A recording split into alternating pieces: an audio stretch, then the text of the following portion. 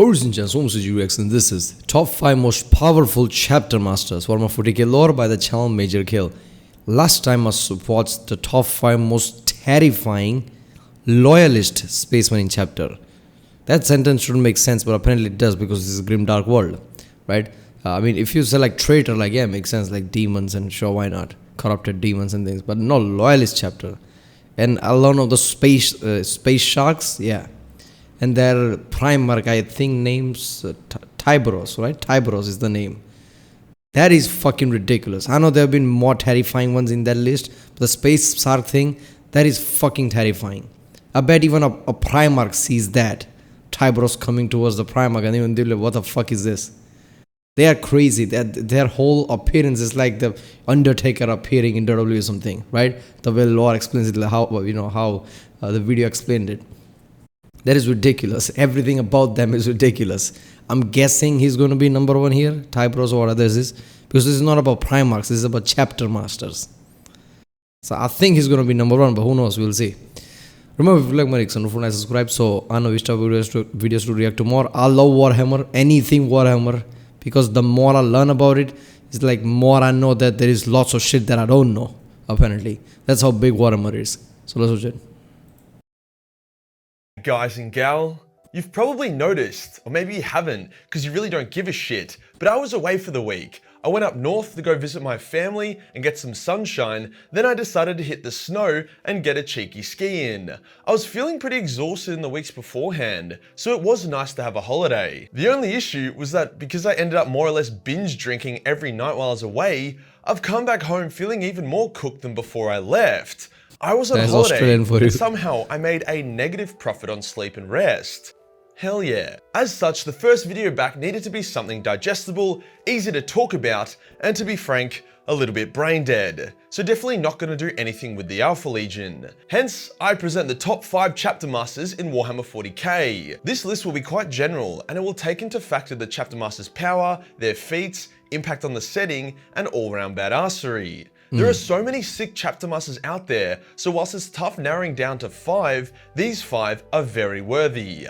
Let's get into it. First up on this legendary list, we have the High Marshal of the Black Templars, which you know is just a douchey way of saying chapter master, Helbrecht. You know this list is gonna be fucking good when the first person on it is the leader of weaponized autism. Now Helbrecht is a monster in combat, like he stabbed the Demon Prince to death with a sword, but that isn't why we love him, no. It's his supreme tactical genius and legendary naval commanding abilities which make him so impactful. He's somehow managed to channel his mind-boggling amounts of zeal and desire to crusade into something very, very productive and intelligent. This madman, and I say that with affection, has crusaded when none dare crusade. Is there any other way to say it? He invaded the Ghoul Stars, which is a massive no-fly zone, and was able to nearly wipe out the Xenos that live there. For context, even the Tyranids avoid flying through the Ghoul Stars, so this was a huge flex. Helbrecht... Wait a minute. Xenos means aliens basically, so anything that we don't know, right? That's, I think, what Xenos kind of stands for. So, Ghoul Star Xenos, I'm pretty sure there is no lore detail about that. It's like an unknown, right? What things live in Ghoul Star, something like that. So if he went there and actually killed them, didn't he come back and report like what type of things live there? Because Ghoul Stars are this kind of a, boogeyman type of area, like you say, even Tyranids avoid. Tyranids are like these bugs who see anything and just say food. But they say Ghoul Stars like, nah, fuck that shit, I'm gonna avoid that. Would go on to command the loyalist armies at Armageddon, and he drove off the fuck huge wah that invaded it before facing his greatest challenge yet, Imhotep the Stormlord. The Stormlord is the greatest Necron commander in existence other than the Silent King, hence when the two legends collided, they were evenly matched. The battle came down to a duel between Helbrecht and Imhotep. However, Necrons, especially named ones, have bullshit hacks. Hence, despite cleaving Imhotep to shreds multiple times, the Necron Lord kept insta-healing, and eventually Helbrecht collapsed due to his wounds. Imhotep then teabagged the down High Marshal before cutting off his hand in a huge display of bad manners. Helbrecht swore vengeance. And vengeance he would get. The angry white black man caught Imhotep's fleet off guard, and he instantly engaged in hectic teleportation boarding. Whilst Imhotep was shocked at such a fucking primitive display of tactics, he was even more shocked to see it was working. Hordes of mega pissed off Black Templars led by the super pissed off Helbrecht stormed Imhotep's capital ship and ravaged everything in their path. Imhotep was like, So basically, a Necron cut off his hand, and it's just like, like he's a weaponized autism. Just basically scream like a madman, uses one of the worst tactics somebody can think of, and just point blank attacks them. Even the Necron will be like, what the fuck is happening? fuck this, and he teleported to safety. Helbrecht was obviously mad about that, however he did fly Imhotep's favourite ship into a nearby sun, which makes them pretty even. What's the saying? A hand for a capital ship? Sure. I'm just imagining him screaming his, lungs off, like, and just throwing the ship into the sun. The next nasty lad on this list is Tybros the Red Wave. What? Who, to be honest, could easily be number Fourth? one due to his sheer girth, but we just haven't seen enough of him in the lore yet. Tybros is fucking huge. Fourth? Come on, man. I get it, there's not much lore, but still, look at those eyes. Look at the lore behind that chapter. And he's the chapter master. I mean, 2 + 2 = 4, man. he would be pretty terrifying. I hope in the future lore, with the Primarchs returning everything, he has a much bigger role to play, like really badass role. He is the biggest Space Marine to ever live. Imagine the child of Shaquille O'Neal in The Rock, then pump that child full of HGH since birth, then give that child gene seed, then imagine that gene seed mutates and makes him even bigger, and you would have Tybros. Terminator armor is too small for him. He has to augment his Terminator armor with Dreadnought armor in order for it to fit. He also uses lightning claws with a chainsaw attachment, which are also power fists. Oh my god. Like what? Tybros is the chapter master of the Space Sharks, who are a terrifying chapter of Marines that seem to be derived from a mix of Night Lord and Raven Guard genes. Seriously. They stalk the voids of space, and they only come out when it's time to put a bitch in their place. Tybros himself is an unstoppable force. Any battlefield he enters is an instant win for the Space Sharks, as he tears through bitches like the gigantic shark man he is. Speaking of gigantic sharks, See, the lore sentence that I love about them is that everybody thinks they're a myth until they appear. And when they appear, it's like everything, like, they fuck shit up. Imagine that scenario. You hear, Imperium, some chapter, what? Space Sharks, they're myth. What would you even talk about that? And suddenly these gigantic mammoths appear, red eyes and everything. Like, goddamn.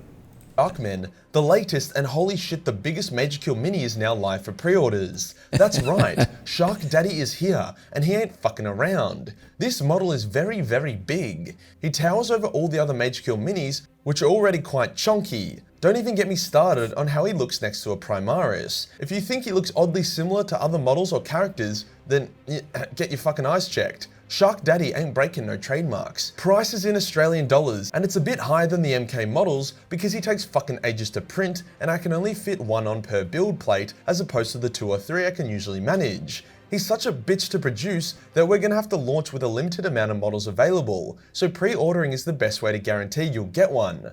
Yeah, he's so big. Down to our third greatest chapter master, we have Logan Grimnar, chapter master of the Space Wolves. Logan seems to defy all logic. He is able to sprint in Terminator armor, something that is supposed to be technically impossible, and he uses an extremely heretical and wildly overpowered Cornite axe. Despite his temperament, rage, track record of killing Inquisitors and Grey Knights, and the fact that he uses a Chaos weapon, this dude is still extremely loyalist. Like, he ticks every box there is to tick for a Space Marine to fall, yet he hasn't even displayed the most minor of heretical symptoms. His will is unbreakable, and he's an absolute beast in combat. This dude banished Magnus the Red back to the Warp with one big-ass axe swing, and he straight up murdered a shitload of Grey Knights for being a bunch of dicks. For context, Grey Knights are considered the creme de la creme of Space Marines, and are the dudes you call when a demon Primarch needs to get banished. Yeah. Maybe they should just call Logan. Just like how Helbrecht is considered the greatest Space Marine naval commander alive, Logan is considered the greatest Space Marine warrior alive, and he takes absolutely zero shit from anyone.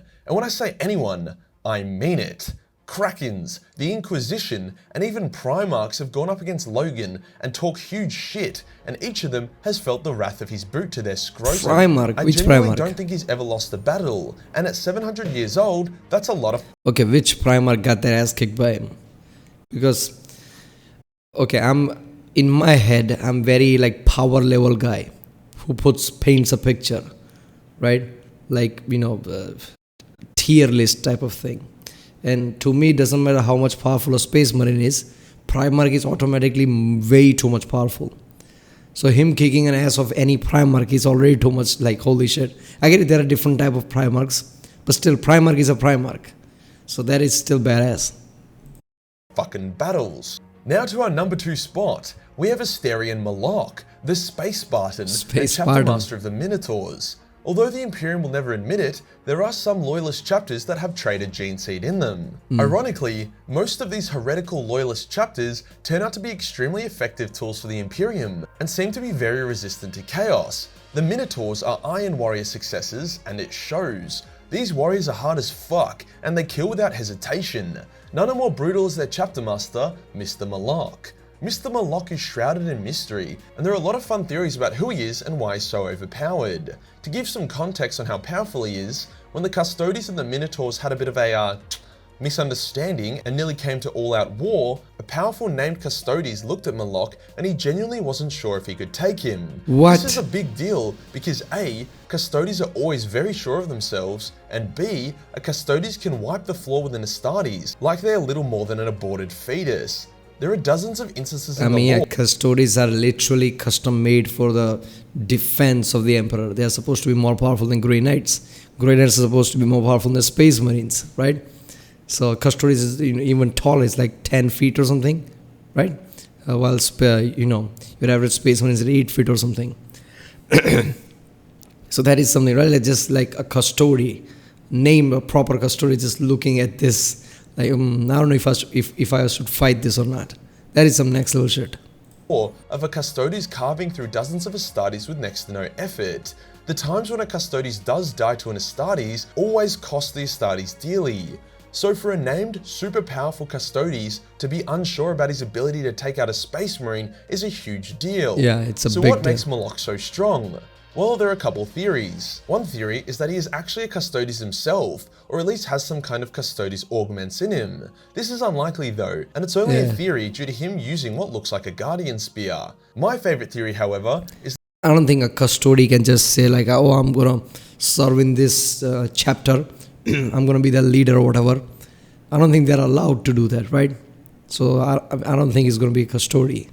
that he has died multiple times. However, through some sneaky technology that the High Lords have, they are able to re-upload his consciousness into a new body. Hence, he has multiple lifetimes of intense combat experience, which is why he's so powerful. His body is also loaded with augments of the highest caliber, which would help. Yeah, there's a reason why the High Lords use the Minotaurs as their personal bulldozer. I would hate to be on Malak's bad side, or even good side. Fuck being friends with Space Leonidas. Now, to our number one spot, which you probably have already guessed, and if you haven't, that just means you're retarded. Dante. The chapter master of the Blood Angels. Of course. And the guy that just wants to fucking die.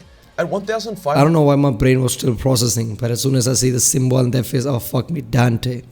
I remember watching, I think multiple videos, 2 or 3 videos about Dante and how badass he is. He's like really fucking old.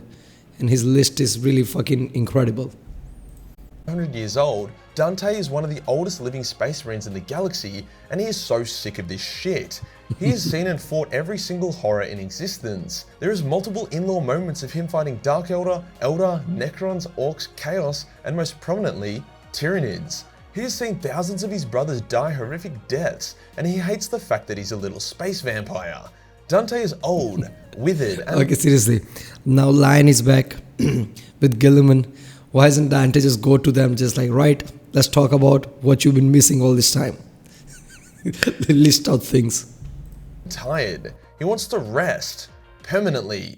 But he doesn't, and that's what makes him awesome. Only in death does duty end, and Dante will never voluntarily abandon his duty. See, Old Mate got a prophecy that one day he would save the Emperor's life, or whatever's left of it. Hence all thoughts of suicide, which is, most of what he thinks about, have been shelved until he achieves his legendary task. His willpower is so strong that he's also stopped himself from drinking blood, hence he has mastered the Red Thirst, something that very few Blood Angels do. What's even cooler is that before he was a Space Marine, he was a sick, lanky child, and everything he has accomplished, he has done so through sheer effort. No genetic lottery or being in the right place at the right time, just pure hustle. When the Tyranids lured Jenkins at Baal to wipe out the Blood Angels, the super old and tired Dante led the defense and even came face to face with the Swarm Lord. Now the Swarm Lord is supposed to be the Alpha Tyranid, but in reality, he's just a punching bag for named Space Marines. Hence when Dante and the Swarm Lord fought, the Swarm Lord decided to roar at Dante instead of killing him, hence allowing Dante to blow his face off with a special fuck you gun. The victory at Baal wasn't all Dante is known for though. He banished Scarbrand by shoving an axe in his face, and he has clapped heretics on more worlds than anyone else. It's not like he's careful either. The dude deep strikes in like a motherfucker, and he only uses short range weaponry. This man has been jetpacking into enemy lines with an axe and a pistol for 1,500 years, and he is still alive. No wonder why he's tired. Recently, Gilliman made Dante commander of like half the galaxy, which I think he did to try be nice and to cheer Dante up, but I think it just made Dante feel more dead inside. Like bruh, let the man deep strike. It's the only thing that makes him happy. Stop trying to make him responsible for the lives of a metric fuctillion people. There are plenty more dope ass chapter masters out there, and I'd love Gilliman's like, yeah, you're leader of all this. Like, he's like, what the fuck? Alright.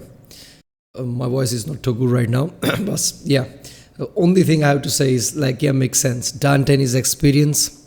I mean, the space shark leader, I forgot his fucking name. What was that?